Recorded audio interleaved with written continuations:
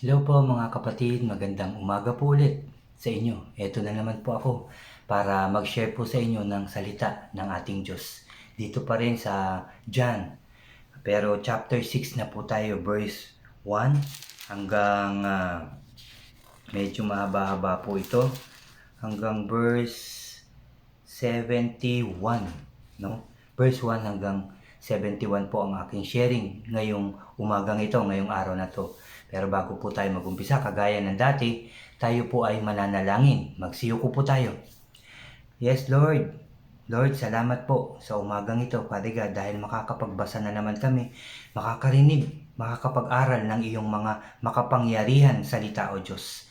Thank you, Lord, sa pagkakataon na ibinigay mo po. Ikaw po ang may kaloob nito, O God, upang kami makarinig na naman ng iyong mga salita.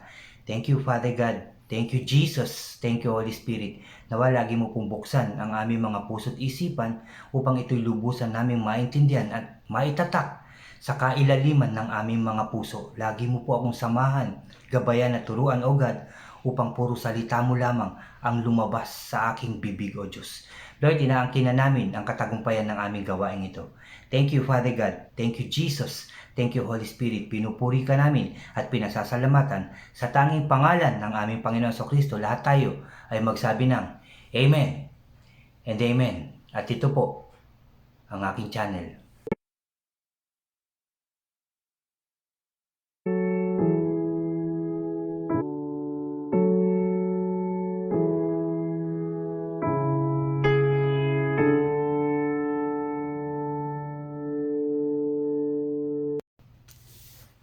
Hello po mga kapatid. Welcome again to my channel, Brother OG po.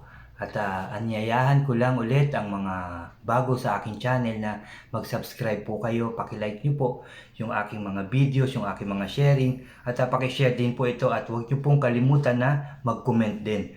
At paki-click na rin po ang notification bell para lagi po kayong updated sa mga i-upload ko pa, sa mga iba ko pang i-upload na mga sharing po. Salamat po mga kapatid, salamat po. At tayo nga po ay mag-uumpisa na Juan chapter 6 verse 1 hanggang 71 po. So mag-umpisa na po tayo. Pagkatapos nito, tumawid si Jesus sa ibayo ng lawa ng Galilea na tinatawag ding lawa ng Tiberias. Sinundan siya ng napakaraming tao sapagkat nakita nila ang pagpapagaling niya sa mga may sakit. So ang daming sumunod sa ating Panginoong Hesukristo. Umakyat si Jesus sa bundok kasama ang kanyang mga alagad na upo roon. Noon ay malapit ng ang paksaw ng mga Hudyo. Tumanaw si Jesus at nang makita niyang dumarating ang napakaraming tao, tinanong niya si Felipe, saan kaya tayo makakabili ng tinapay upang pakainin ang mga taong ito? Sinabi niya iyon upang subukin si Felipe sapagkat alam niya ang kanyang gagawin. Sinubukan lang niya ang kanyang alagad na si Felipe, pero alam ng Diyos kung paano niya tayo pakakainin, kung paano niya pakakainin ang marami o ang lahat ng tao. Sapagkat alam niya ang kanyang gagawin. Sumagot naman si Felipe, kahit na po hanggang 200 salaping pilak ng tinapay ay di sapat para mapakain sila ng tig-kakaunti. So hindi raw kayang pakainin kahit tig-kakaunti sa halagang 200 salaping pilak, mga kapatid. Sinabi ni Andres na isa sa kanyang mga alagad at pati na si Simon Pedro. Meron po ritong isang batang lalaki na may dalang 5 tinapay, kapatid, at 2 isda. Yun lang ang daladala sa napakaraming tao. 5 tinapay at 2 isda. Subalit sapat kaya ang mga ito? Paupuin ninyo ang mga tao, sabi ni Jesus. Madamo sa lugar na iyon, umupo nga ang lahat. Humigit kumulang sa 5,000 ang mga lalaki. 5,000 mga kapatid ang mga lalaki na nandun. Kinuha ni Jesus ang tinapay at pagkatapos magpasalamat sa Diyos ay ipinamahagi iyon sa mga tao. 5 piraso at 2 isda sa 5,000 katao. O mga lalaki pa lang mga kapatid, wala pang babae at wala pang bata na binibilang. Gayon din ang ginawa niya sa isda. Nakakain ng lahat at nabusog mga kapatid. Nang makakain na ang mga tao, sinabi ni Jesus sa mga alagad, ipunin ninyo ang lumabis ng di masayang. Ganoon nga ang ginawa nila at nakapuno sila ng 12 nakapuno sila ng 12 kain.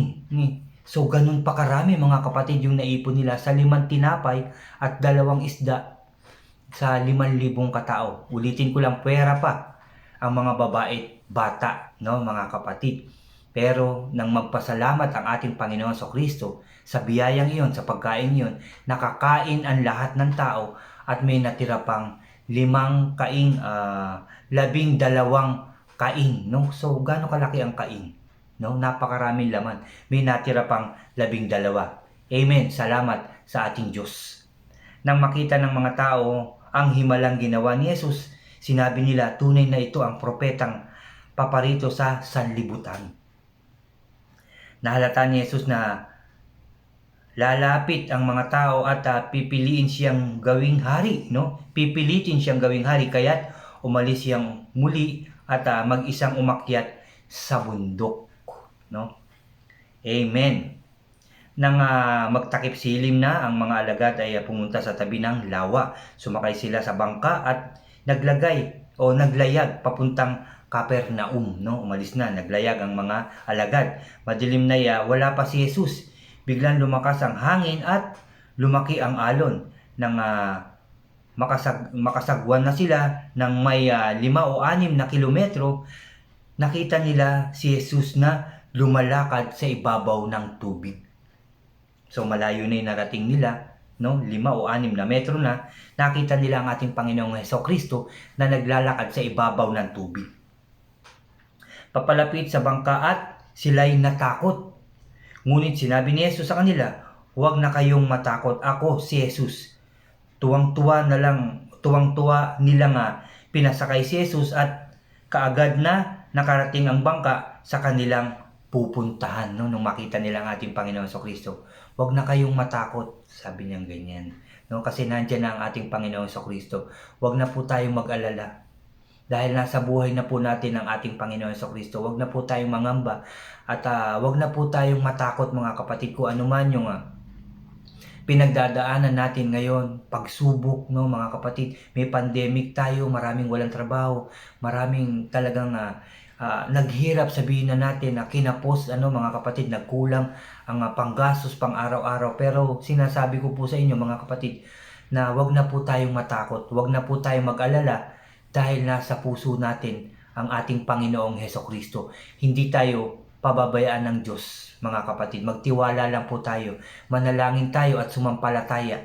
Hindi tayo pababayaan ng ating Diyos at protektado tayo ng ating Diyos. Amen and amen. Alam ng mga taong naiwan sa dalampasigan na iisa lamang ang bangkang naroon. Ulitin ko lang, alam ng mga tao na iwan sa dalampasigan na iisa lamang ang bangkang naroon. Alam rin nilang si Jesus ay hindi kasama ng mga alagad ng ang mga ito ay sumakay sa bangka dahil ang mga ito lamang ang umalis, no? Yun ang pagkakaalam ng napakaraming tao na, di ba, umakyat lang ang Panginoong Hesukristo sa bundok at umalis, naglayag ang mga alagad. So yun ang alam ng mga tao. Kinabukasan, dumating naman ang ilang bangkang galing sa Tiberias at dumaong sa lugar na malapit sa kinainan nila ng tinapay matapos magpasalamat ang Panginoon, no? Kaya't nang makita nilang wala na roon si Jesus ni ang kanyang mga alagad, sila'y sumakay sa mga bangka at pumunta sa Capernaum upang hanapin si Jesus. Nang makita nila si Jesus sa ibayo ng lawa, siya ay tinanong nila, Guro, kailan po kayo narito? Sabi niya ganyan. Sumagot si Jesus, pakatandaan ninyo, hinahanap ninyo ako. hindi dahil sa mga himalang nakita ninyo, kundi dahil nakakain kayo ng tinapay at nabusog kayo. No? Mga kapatid, yun ang sabi ng ating Panginoon. Ulitin ko lang mga kapatid. Sumagot si Jesus, pakatandaan ninyo, hinahanap ninyo ako, hindi dahil sa mga himalang nakita ninyo, kundi dahil nakakain kayo ng tinapay at nabusog. No? Mga kapatid, no, hindi po tayo ganun. Hindi tayo lumalapit sa ating Diyos o sa ating Panginoon Kristo para humingi lamang ng ating makakain o kung ano mga bagay, lumalapit tayo upang siya ay sumasa buhay natin. No, lumalapit tayo sa ating Diyos upang tayo sumampalataya sa Kanya, upang tayo ay magpuri sa Kanya. No, yun po ang ating ginagawa. Kaya tayo ay nakikinig, nagbabasa, nagsasaliksik ng salita ng ating Diyos. Hindi tayo basta lumalapit o hindi tayo basta nananalangin ng pahingi dito, pahingi ng ganyan.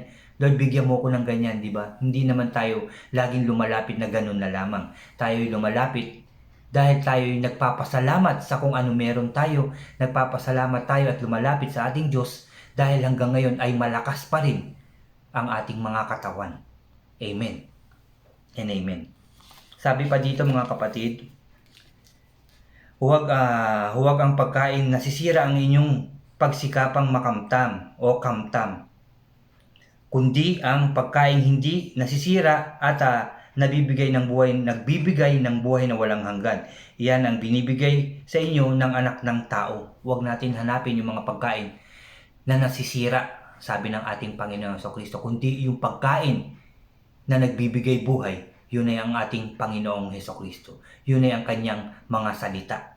Ang pagkain na nagbibigay buhay. Amen. Sabi dito, sapagkat siya ang binigyan ng Diyos Ama ng ganitong karapatan na magbigay ang ating Panginoon Kristo ng buhay na walang hanggan. Amen.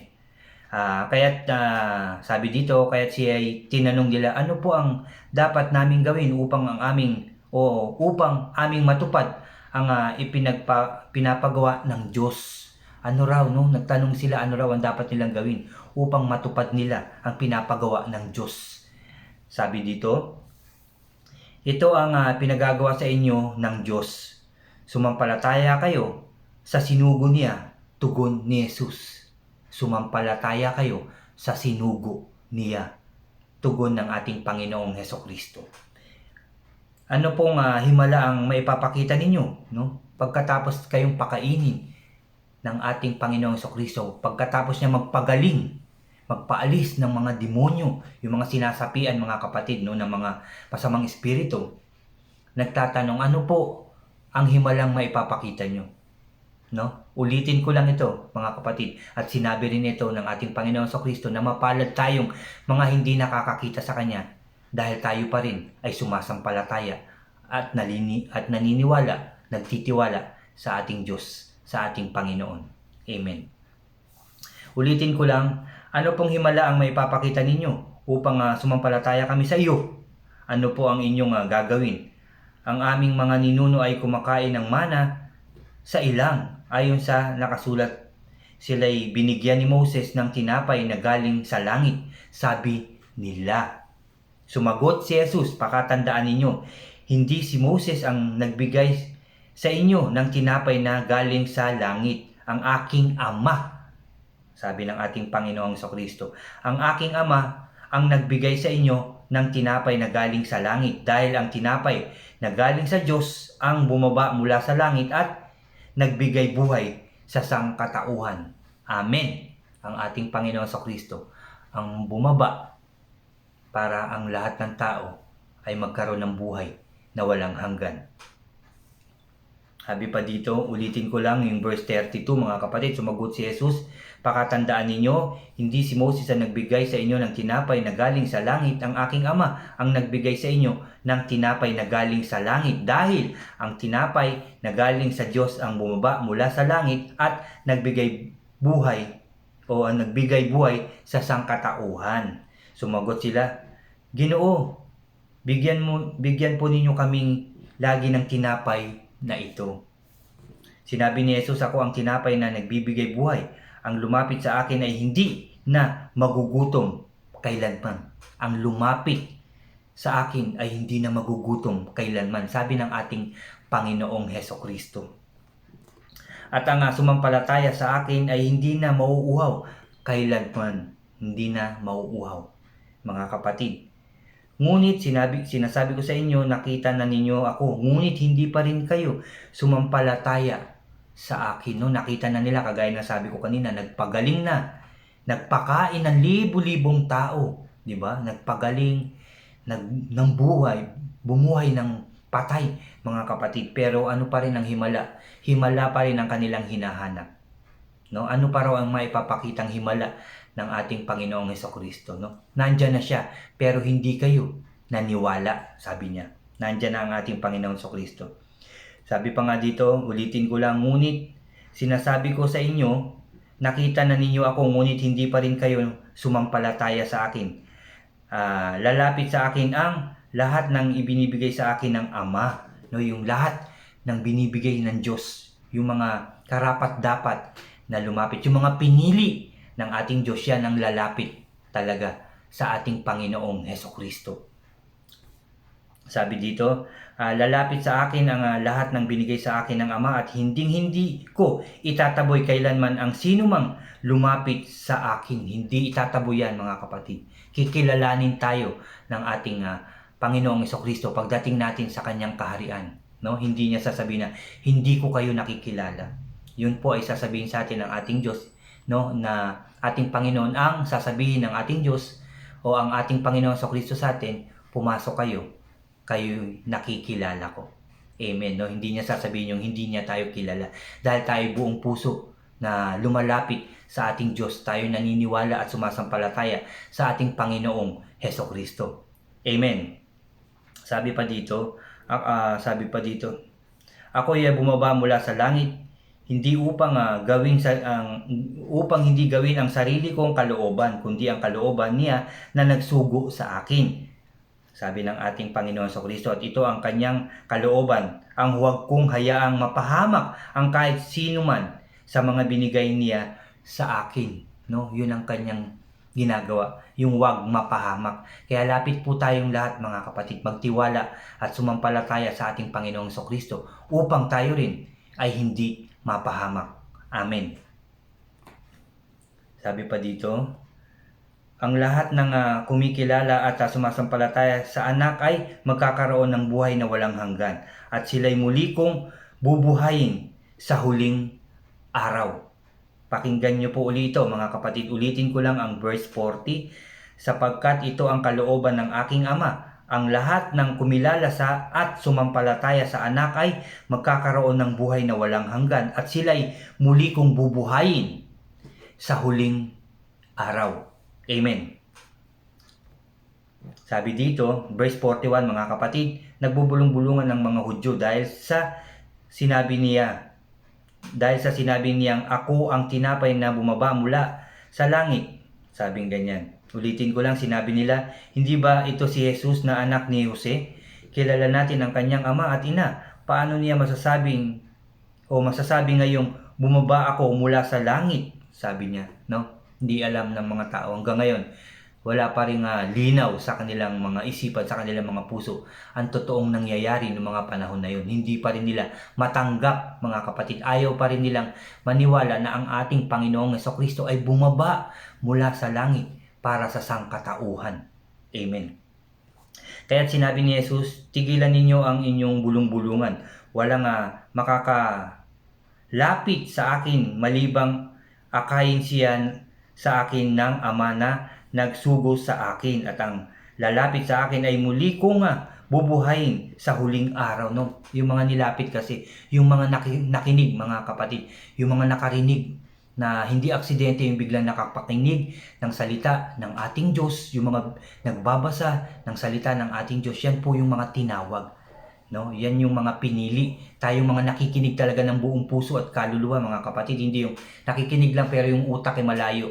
Yung mga nagbabasa pero wala naman yung talagang puso niya sa kanyang binabasa, hindi po yun. Pero tayong mga nakikinig sa salita ng ating Diyos, tayong nag-aaral ng totoo, nagbabasa ng totoo na mula sa ating mga puso, tayo'y tinawag ng ating Diyos upang makakilala sa Kanya, upang lumapit sa Kanya, upang sumampalataya sa Diyos at sa ating Panginoong Hesukristo. Amen. Nasusulat sa aklat ng mga propeta at silang lahat ay tuturuan ng Diyos. Ang bawat nakikinig sa Ama at nagtuturo sa Kanya ang bawat natututo sa Kanya ay lalapit sa akin. No? Ulitin ko lang. Nasusulat sa aklat ng mga propeta at silang lahat, sabi dito, ay tuturuan ng Diyos. At sabi dito, tuturuan ng Diyos ang bawat nakikinig sa Ama at natututo sa Kanya ay lalapit sa akin. Sabi pa dito, hindi ito nangangahulugang may nakikita na sa Ama o hindi ito nangangahulugan na may nakakita na sa Ama. Ang nagmula sa Diyos ang tanging nakakita sa Ama, ang mula sa taas, ang mula sa Diyos, ang siya lamang nakakita sa ating Ama. Pakatandaan ninyo, ang sumampalataya sa akin ay may buhay na walang hanggan. Ako nga ang tinapay na nagbibigay buhay. Kumain ng mana ang inyong mga ninuno nang sila'y nasa ilang, ngunit sila'y namatay. Narito ang tinapay na bumaba mula sa langit upang ang sino mang kumain nito ay hindi na mamamatay. Ako nga ang tinapay na nagbibigay buhay na bumaba mula sa langit, mabubuhay magpakailanman. Ang sino mang kumain ng tinapay na ito at ang tinapay ay, sabi dito, ulitin ko lang, mabubuhay magpakailanman. Ang sino mang kumain ng tinapay na ito at ang tinapay ay ang aking katawan na ibinigay ko upang mabuhay ang sangkatauhan. Binigay niya ang kanyang sarili, mga kapatid, di ba? Alam po natin yan. Pinako siya sa krus, namatay para sa ating lahat, mga kapatid, at muli siyang nabuhay. Pinagtagumpayan niya ang kamatayan na yan, no? Kaya tayong mga tumanggap ng buong puso at kaluluwa sa ating Diyos ay hindi mamamatay. Magkakaroon ng buhay na walang hanggan sa kalangitan, mga kapatid.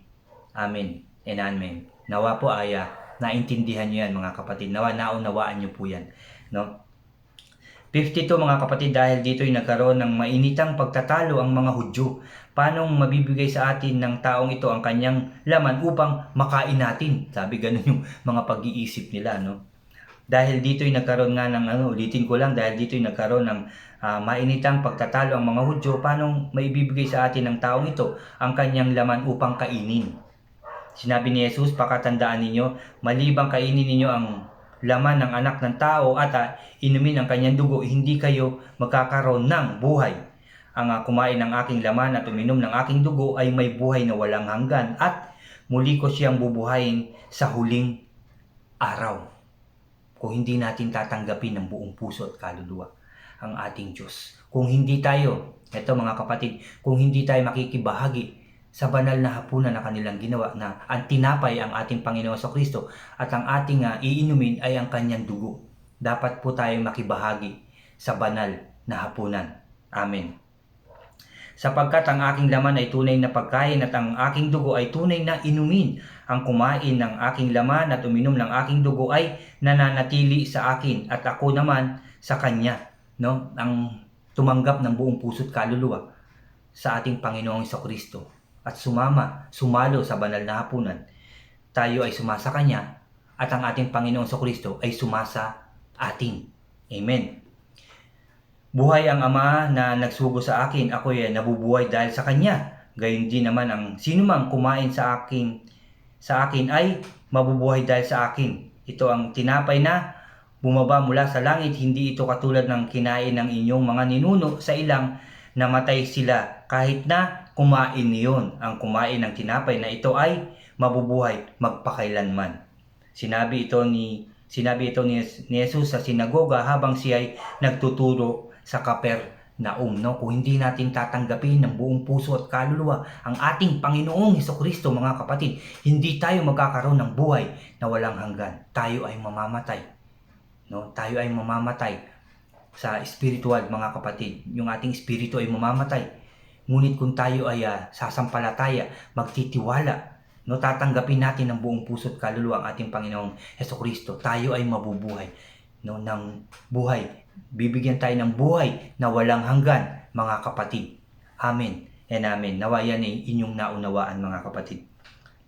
Sabi dito, verse 16, narinig ito ng kanyang mga alagad at marami sa kanila ang nagsabi, mabigat na pananalita ito. Sino ang makakaunawa nito? Di ba mga kapatid? Alam ni Jesus na nagbubulong-bulungan ang kanyang mga alagad tungkol dito, kaya sinabi niya, pakinggan natin mga kapatid, dahil ba rito'y tatalikuran na ninyo ako? Gaano pa kaya kung makita ninyong umakyat ang anak ng tao papunta sa dati niyang kinaroroonan? Ang espiritu ang nagbibigay buhay, hindi ito magagawa ng tao. Ang mga salitang sinasabi ko sa inyo ay espiritong nagbibigay buhay. No, naintindihan mga kapatid? Sabi dito 64, ngunit may ilan na sa inyong hindi nananalig sa akin. Ngunit may ilan sa inyong hindi nananalig sa akin. Alam na ni Jesus, alam na ni Jesus buhat pa noon una kung sino ang hindi nananalig sa kanya at kung sino ang magkakanulo sa kanya. Mga kapatid, alam ng ating Panginoon sa Kristo. Hanggang ngayon, alam ng ating Diyos kung sino yung totoo. Kung sino yung totoo nga nagbabalik loob sa ating Diyos. Alam niya yun. Alam niya ang ating mga iniisip. At alam niya ang mga nasa sa loob natin. Alam ng ating Diyos. Alam ng ating Panginoon sa Kristo kung ano ang nasa puso natin. Hindi natin yan malilihim sa Kanya mga kapatid. Amen and amen.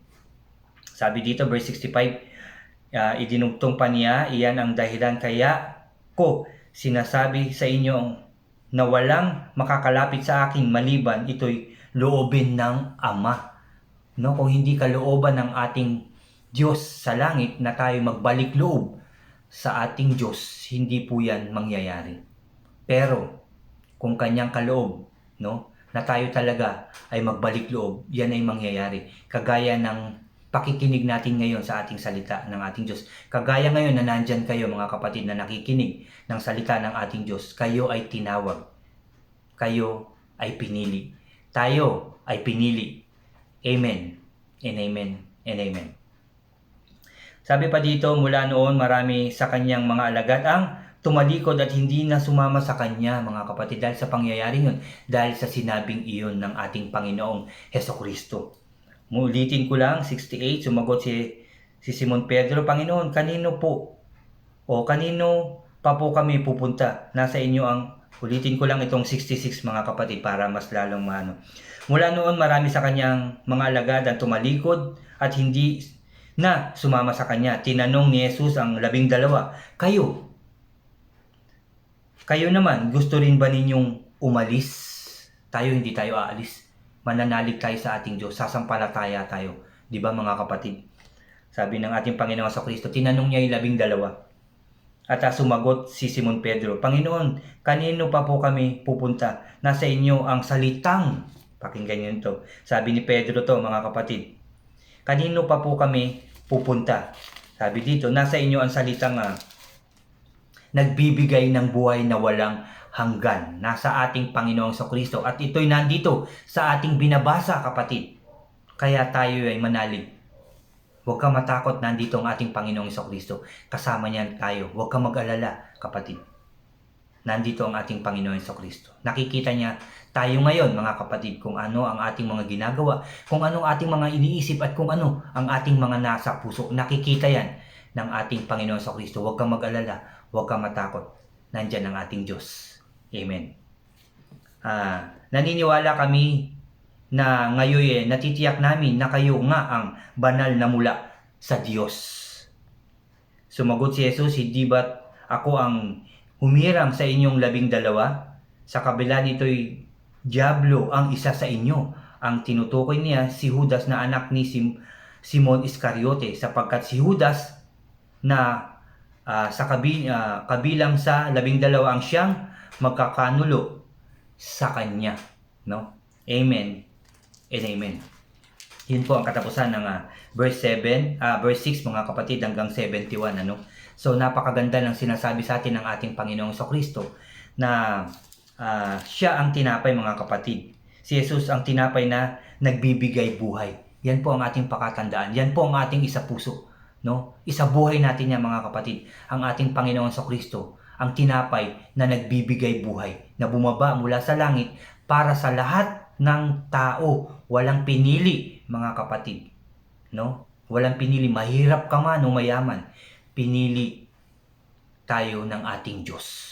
Nandito ka ngayon, kapatid. Nakikinig ka ngayon. Kaya ikaw ay magpasalamat sa ating Diyos. Dahil pinili ka ng ating Panginoong Jesucristo. Pinili ka ng ating Diyos, kapatid, upang ikaw ay makarinig, upang ikaw ay sumampalataya sa ating Diyos na buhay. No? Tanggapin mo ang tinapay na nagbibigay buhay. Yun ay ating Panginoong Jesucristo. Amen and amen. So yun po, mga kapatid. No? Napakaganda po. Natandaan nyo po ang ating Panginoong Jesucristo ang nagbibigay buhay. Ang tinapay na nagbibigay buhay sa ating lahat. Ang tinapay na may buhay. Amen and amen and amen. Salamat sa ating Diyos. Salamat sa sinabi niya ngayon sa ating mga kapatid. Dahil tayo ngayon ay totoong sumasampalataya sa ating Diyos, nagbalik loob tayo. At dadalhin natin yan sa ating pamumuhay. No? Yung protection, dalhin po natin palagi. Dahil yan ay binibigay sa atin ng Diyos na libre, mga kapatid. Yung kanyang armor na tinatawag na armor of God, mga kapatid, ay nasa sa atin. At ang sandata natin, ang salita ng ating Diyos. Amen. Tayo po ay mananalangin ulit, mga kapatid. Samahan niyo po ulit ako. Ihanda niyo yung inyong puso sa paglapit sa ating Diyos. Magsiyoko tayo. Hallelujah, Lord. Hallelujah. Aming Diyos na makapangyarihan sa lahat, maraming salamat na naman, O God, sa iyong mga salita na aming narinig ngayong umagang ito, ngayong araw na to, O God. Salamat, Father God. Salamat, Jesus. Salamat, Holy Spirit, O God, sa iyong mga salita na tumatak sa aming mga puso, O Diyos. Salamat, Lord. Dahil ikaw ay bumaba para sa lahat ng tao. Wala kang pinili. Lahat, Lord. Binibigay mo ang iyong sarili para sa aming kapatawaran. Ikaw ang naging tinapay upang kami magkaroon ng buhay na walang hanggan, at binigay mo ang iyong dugo upang kami hindi na mauhaw, O Diyos. Salamat, Lord. Salamat, Jesus. Salamat, Holy Spirit, O God. Salamat po sa buhay na walang hanggan na ipinagkakaloob mo sa bawat isang na totoong nagbabalik loob sa iyo, totoong sumasampalataya, naniniwala at nagtitiwala ng buong puso at kaluluwa at umiibig sa Diyos na buhay, O God, ng buong puso, buong lakas, buong isip, O God. Salamat, Father God, sa pagkakataong yan. Salamat sa muli mong pagtanggap sa amin lahat. Salamat, aming Panginoong Jesucristo, sa buhay mo na ibinigay sa amin lahat, O God. Thank you, Lord. Thank you, Jesus. Thank you, Holy Spirit. At nawa, Lord, lahat ng tao, yan ay maisip at maisabuhay. Hindi lang ako, hindi lang ang mga pastors and bishops and leaders, aming mga kapatid sa pananampalataya, Lord. Ganun din ang lahat ng tao, simula sa aming mga presidente pababa, Lord, hanggang sa amin na mga simpleng tao, Lord. Nawa yan ang maitatak sa aming mga puso't isipan na ang aming Panginoong Jesucristo ay bumaba para sa aming lahat at binigay ang kanyang katawan at ang kanyang dugo, inalay para sa lahat ng tao upang kami lahat ay magkaroon ng buhay na walang hanggan. Salamat sa Diyos. Salamat, Lord. Salamat, Panginoong Jesucristo. Salamat, Holy Spirit, O God. Salamat po. At sa katagumpayan ng aming buhay, kaayusan muli ng aming mga bansa. Salamat, Lord. Aayusin mo na, lilinisin na ang aming mga bansa. In Jesus' name, kami muli makakapamuhay ng mas maayos, mas masaya, mas ligtas, mas masagana, at mas tagumpay na pamumuhay. Dahil po, Lord, yan ay sa inyo galing. Dahil po sa inyo yan, Lord. Dahil sa iyong proteksyon. Dahil sa inyong pagmamahal sa lahat ng tao. Kami ngayon ay tagumpay na, O Diyos, sa pangalan ng aming Panginoong Jesucristo. Salamat, Lord. Salamat, Jesus. Salamat, Holy Spirit, O God. Salamat po. Muli, Lord. At palagi ka namin pupurihin at sasambahin, dadakilain, iibigin, sasambahin, O Diyos, sa tanging pangalan ng aming Panginoong Jesucristo. Lahat tayo, mga kapatid, magsabi ng Amen and Amen. Salamat, mga kapatid. Salamat po. Salamat. Mabuhay po tayong lahat sa pangalan ng ating Diyos, sa pangalan ng ating Panginoong Jesucristo. Protektado ka, kapatid, ng ating Diyos. Huwag ka matakot, huwag ka mag-alala, at huwag ka malungkot. Ang ating Diyos ay sumasa atin. Amen and Amen.